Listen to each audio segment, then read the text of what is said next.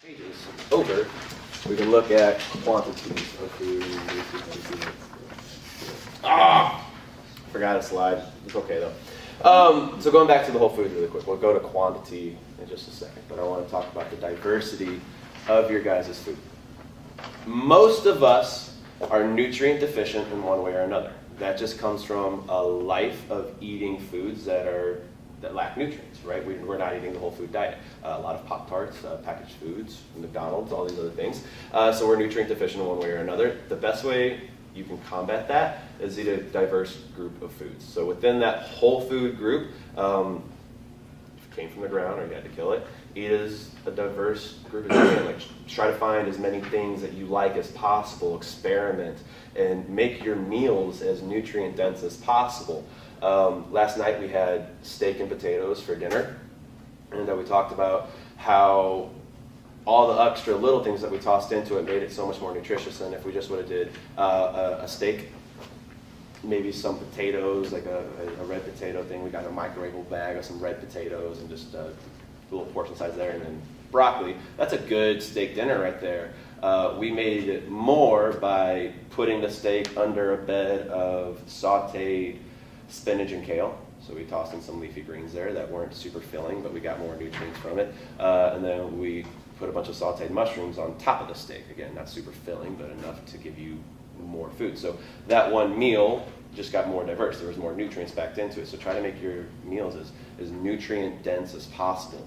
I recommend single ingredients when you're starting off, so like the steak, broccoli, and potatoes. But as you get comfortable, as you get confident, and you understand what you like and what you can toss into meals just as filler nutrients. Again, it's how your goals are and what you're looking at it from. I look at food as nutrients. It's my performance thing, and it's for my health and my longevity. Usually these things just taste good, right? I find that they taste good if they're highly, highly nutritious. And the more nutritious the meal is, the better it tastes to me, because there's a diverse group of flavors, and it's more satisfying for me. I found that the more I do this, the more I add into my meals, not just doing, turkey burger, sweet potatoes. That guy. 3 years ago, daily. It's the same thing over and over and over again. We've all done it. And it's a good starting point, but you'll get more if you have a diverse group of foods that you're eating. It's going to be more optimal, and those micronutrients are very important for you. So how much should you eat within one specific meal? I am all about the sustainability thing. So Jason, this is where we're talking about. Jason, if you guys looked at his spreadsheet that he has over here, he's got a caloric budget that he's working with, macronutrient numbers. Macronutrients are your protein, carbohydrates, and your fats. So he's got evenly split out sections of those for each of his calories. So I think, 35% of his calories goes to protein, 40% of his calories goes to carbs, and the rest of it goes to fats. And then he breaks down each meal with how many ones he's going to do. It works, right? And it's giving him great results. And it's if you get diverse, adds some diversity, and hopefully this talk gives you some help with that. But that works too. I just find it's not very sustainable. Usually you have to do a lot of weighing and measuring. So he has a scale whenever he's doing weekly meal prep. If he is, we'll get to weekly meal prep in a little bit. But you have to weigh and measure out his thing. There's a lot of research that goes into, well, how much protein is in 4 ounces of this? How much protein is in 6 ounces of that? How many carbs are in X amount of ounces of this? It can just get really tiring. If you have a specific goal, a specific aesthetic you want to go, you are training for an event coming up. Maybe Shelby has a race that she has to prep and get ready for, a marathon, she's a runner, a CrossFit competition coming up, and you need to up your calories and you need to hit these certain numbers. It's a great way to track that and keep that on point. The zone diet is another way that we can do something like that too. But I just don't find that for me and other people that it's sustainable. Find the thing that you can do over and over and over and over again for a very long period of time. And for me, it's my hand. My hand is my favorite thing. I have it with me everywhere. I don't have to. Oh God! Truth be told, it's always with you. So there's that. Meals on the go.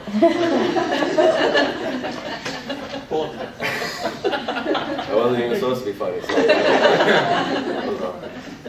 good Lord, right? There's a win right there. But it makes everything go a lot faster, right? We're going to talk about meal prep here in just a second, how many, and why I think meal prep is so important, but yeah, I want you guys to meal prep, and while you guys are meal prepping, I think it makes the journey a whole lot easier just to have a big plate of lean protein that you've prepared for the week, your starchy vegetables, your regular veggies, just all of your greens, your bright colored veggies, if you will, and then the fats that you cook them with, you won't have those separated out. You cook those with while you're doing food, but that's about 1 palm. You go in that container. Okay, that's about a fist-sized portion of veggies. Cool. That's about 1 cup of starchy vegetables and the thumb of fat. You guys would do that while you're cooking the food. Actually, 1 thumb of fat. I find that a tablespoon is pretty even there, so you don't have to like fill your thumb with everything. I don't know. So 1 tablespoon of fat is how that works right there. But let each meal start with that. Start with 1 serving of each thing and see how your body feels. Dependent upon your goals, you might have to change portions up a little bit. We'll talk about that here. But how many meals a day to start? I like looking at t-shirt sizes just as a general idea. Just start off with, are you a small? Are you a medium? Are you a large or extra large? Large and extra large are going to be the same meals, and if you're like, oh, I'm a double XL, like, well, we want you to be an XL. That's the whole goal, right? If you are a dude and you have a small shirt, start with 3 meals a day. You wear a medium shirt, 4 meals a day. Large or extra large, shoot for 5 meals a day. See how you feel.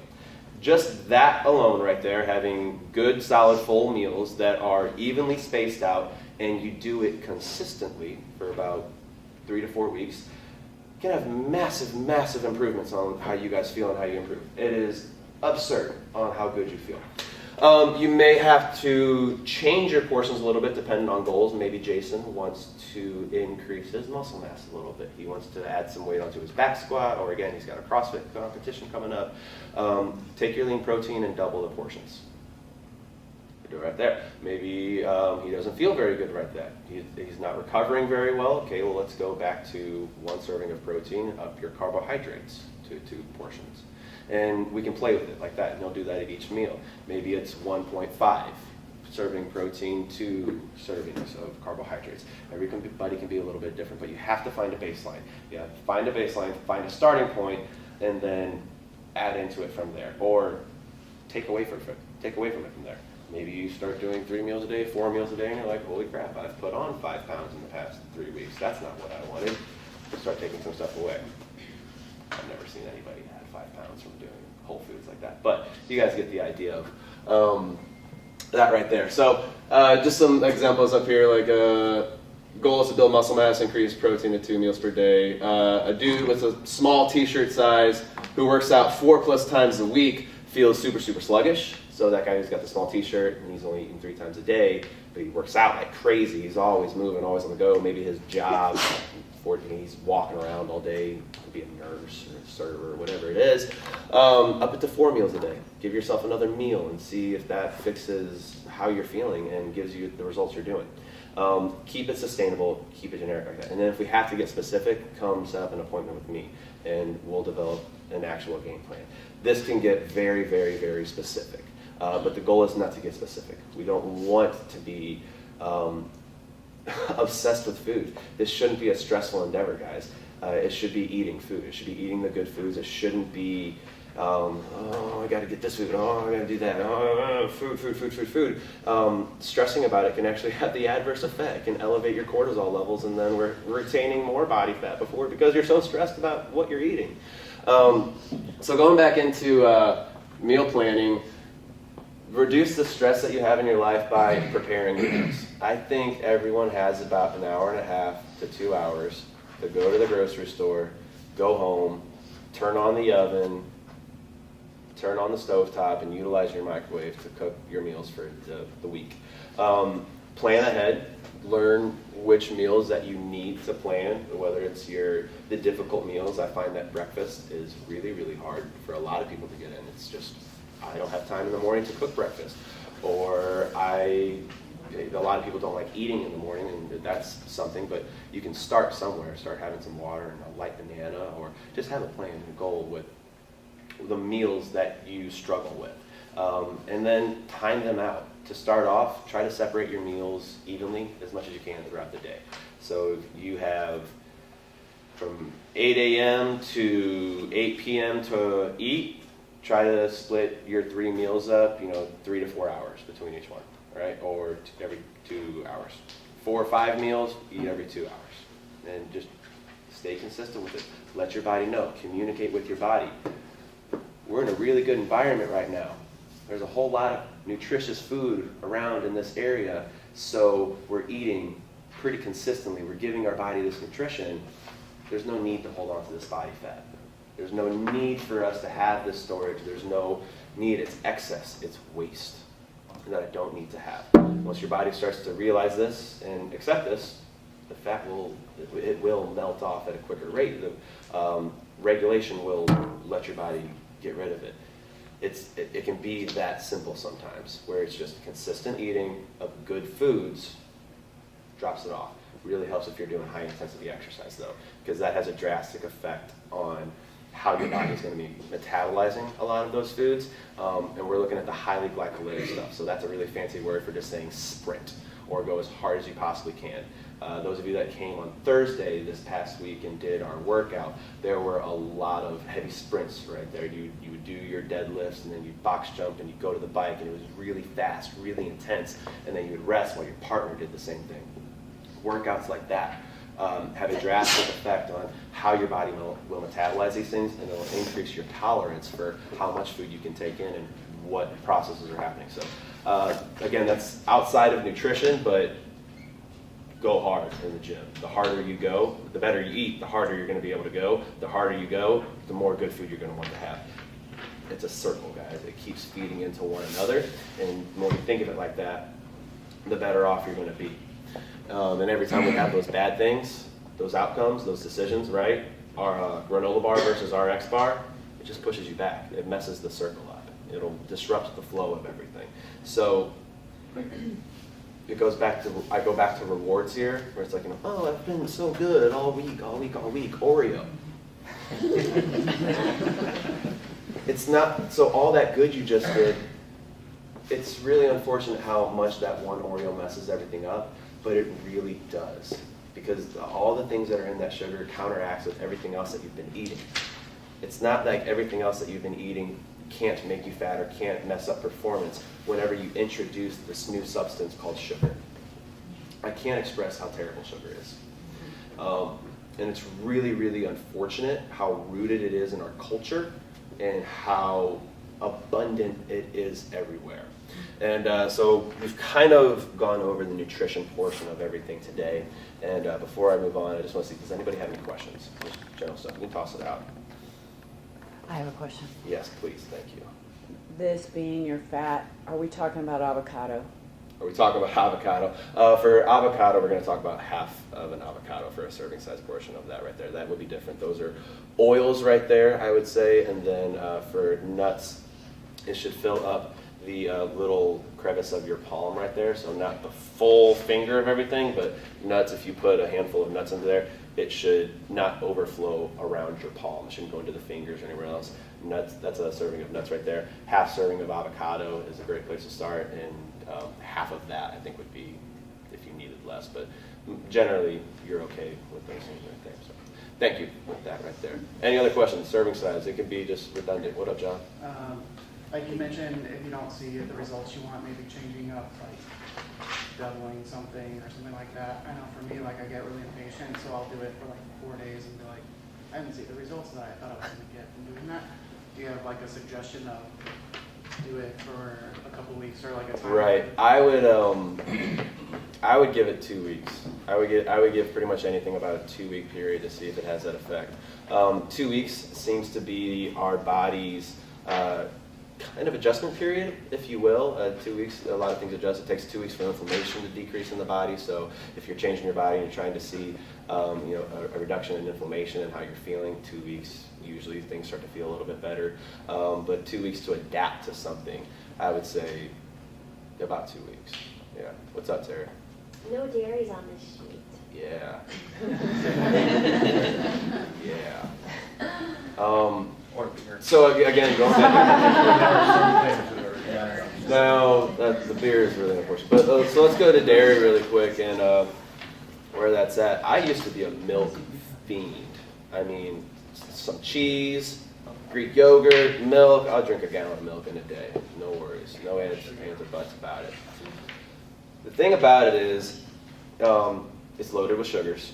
It has lots of sugar. It's a highly sugared product. But the hormones, I think, is really what has deterred me away from it at this point in stage. I think really what kind of started my research into the dairy side of things. Did anyone see this Facebook video that floats around? He's a doctor talking about the added hormones, antibiotics that are in cow milk, and how cow milk is everything that a baby cow needs to become a full-fledged cow, right? And that right there, I was like, no, that's kind of interesting right there, but I don't know. Maybe we can metabolize that stuff. Maybe those hormones aren't so bad. Maybe we can start to accept it and do good with it. Well, it just has drastic effects on hormonal levels in humans, I think.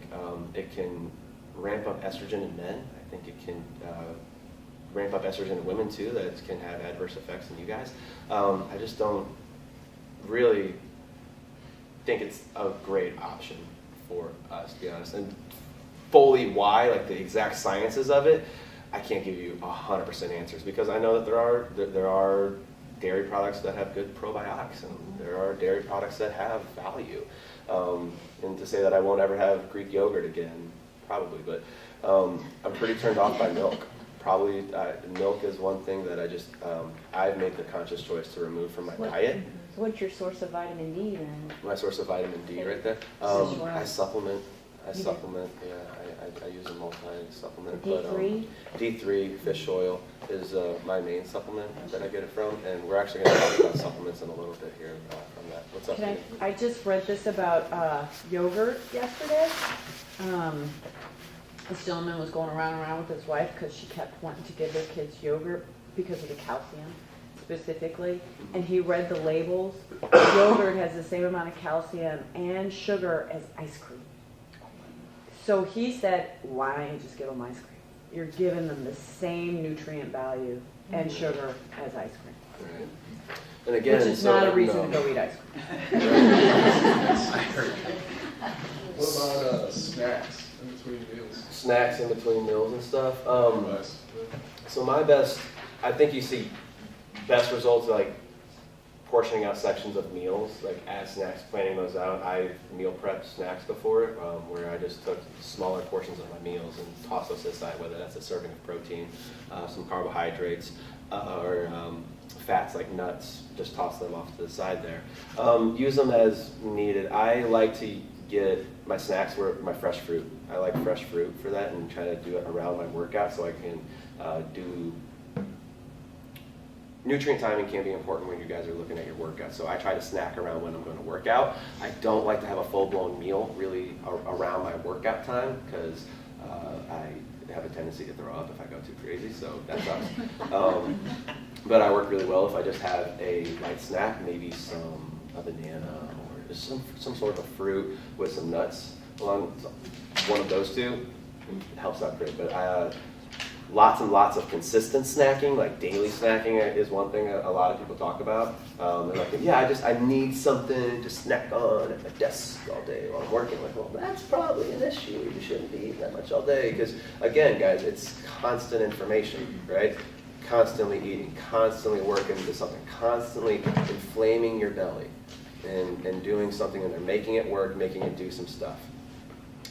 There used to be this bro science myth of keep eating all the time, eat every 2 hours, always have something in your gut and be metabolizing something that'll ramp up your resting metabolic rate and your metabolism. Your resting metabolic rate is basically how you're burning energy while you're not doing anything. That's not the case. There's no scientific backing to prove that. There's nothing that says that really helps you lose weight in the long run. All it's really doing is adding in more and more and more and more calories and more food to your body. There's even been a lot of recent research with intermittent fasting and how beneficial that can be with your body, the microbiome, and drastic effects it can have on your body. I personally play with it. I'm not going to say like, hey, go out and do intermittent fasting, only eat within a 10-hour window, but it's something that you can do and you can play with. I do like it. I feel good with it, and it makes me feel good. So I would say eating less frequently is more beneficial than it is beneficial once you have a sustained eating period, right? So I'm not saying go try these really hard advanced diet protocols without having a baseline of consistent whole foods on a regular dietary basis, right? So breakfast, lunch, and dinner, the same freaking time every single day for weeks and weeks and weeks on end. Do that. Focus on that. Let that be where you're at, especially if you're going for performance and everything. Keep your meals consistent and very well-rounded. And then after that, you can start to play with it and ask for my guidance on that one too. I really recommend having a coach if you're going to go through an intense diet, fad, carb cycling, intermittent fasting, refeed days. There's lots of different things that you guys can do to play with it, and there's a lot of science out there and a lot of the literature online that is just like, try this out, it's fantastic, you'll lose all the weight in the world. And then like 2 weeks later we see people have hormone production shut down, like sex hormones like go down, like, and you're massively depressed. Avoid that stuff. Like, it can happen. I'll come to you in just a second, Kyle. But that happened to me at one point in time. I was training for a competition, and I knew I needed to get really, really light, so I was drastically reducing how much food I was putting into my body, and I went hypoglycemic. My blood sugar pretty much dropped to 0, and that was right whenever me and this one kind of started dating everything. It was very funny. It was very funny times. It was very interesting. So, good stuff right there. I just said that out loud. That's not at all what I was going for. Is that on the video? Yeah, it was an awkward time to start a relationship because I was super sad all the time. That's the big. Moving forward, though. Explain the difference of steak and chicken, and what do you think the nutrition was? Because there's a lot of people Diversity. think steak are bad. A lot of people saying steak are bad. It's a lot of high fat, Steak's high fat. It's going to raise my cholesterol up and mess it up. The reality is, I think steak has Just it's got, well, I mean, the zinc content is fantastic, and it's got loads and loads of nutrients in it that are good. So the high fat thing, it's all about regulation. How much fat are you putting in? How much extras are you putting in? And what else are you doing? I would say if your diet is really, really heavy in fats, you're cooking with more avocado oil or just olive oils, you're using more oils, or your avocado intake is up, your overall nuts and seed intake is higher, yeah, I would eat less red meat. But if that is not as high, it's all kind of balanced. I think red meat is a great thing to supplement with. I see great results on red meat. But as far as the cholesterol thing, too, this is some pretty crazy things, and what I'm about to say, cholesterol isn't the worst thing in the world. It really is not that bad. There's different types of cholesterol. There's LDL and HDL, and one's a good kind of cholesterol, one's like a bad kind of cholesterol. But really what that is, it's carriers, right? So you can have cholesterol in your blood, and LDL are the carriers of that cholesterol. And really, the amount of LDL that you have in your body is what really mounts. It's really important because cholesterol can get tossed into LDL, and it's just kind of carrying it around. So it doesn't matter how much cholesterol is in your blood, it is the amount of LDL particles that are in there, actually. So it's regulating that, and that is through different poly and monosaturates in fat. So I don't know what are these words, but those are just your good fats. They have different properties, olive oil and avocados and nuts, good balanced fats within them. So as long as you're eating the balanced amount of fats throughout your diet, you can have things like protein. Again, it goes back to balance. Everything is in balance. Managing your energy balance, balancing out the macronutrients and the micronutrients that you guys are putting in. Balance. All right, so there's some more slides that we have to go over. Any other questions? What's up, Lynn? Should you eat after you work out? I mean, does it? Absolutely. Absolutely. Yes, yes, yes. So that's a great question. A lot of people have talked about getting in like a protein shake or something within a 20-minute window, or getting a full meal in within an hour after your workout. The protein shake 20 minutes after your meal isn't the most important after your workout. Isn't the most important thing in the world, but I think it helps. I think it's good to get something into your stomach pretty soon, just to feel better. I think it can. We're going to talk about insulin here in just a second here, but it'll spike your insulin, and you can start replenishing muscle glycogen, which is your muscle's natural energy resource. So you feel better initially. You don't feel so run down, loss of energy, and all that other stuff. But the meal 1 hour after your workout, yes, I think that's good. That'll just help. Again, it's going to create an insulin response, and it will help replenish muscle glycogen. So it'll help your recovery efforts, and you'll feel better quicker. Yes, you should always eat after you work out. So whether that's in the morning, or you have a late night workout, I would recommend eating a meal afterwards. Yes. Anything in particular? Lean a meal. Okay. I mean, really, one of your full meals if you can. I would, if it doesn't work out into your schedule like that. Let's say you have to work out late at night, right? And you don't have another meal for then. Do the protein shake then. That's when a protein shake would be really, really helpful, I think. But a lean protein, a starchy vegetable, or a whole grain if you needed that, right? Like some rice or something. And with a little bit of fat mixed in. Something with a little bit of everything that you need. That'll help the recovery process better than any one supplement or anything. But we are going to talk about supplements today, so I'm going to keep the ball rolling here. Let's go to this next slide. Let's see where we're at. I don't know where we're at.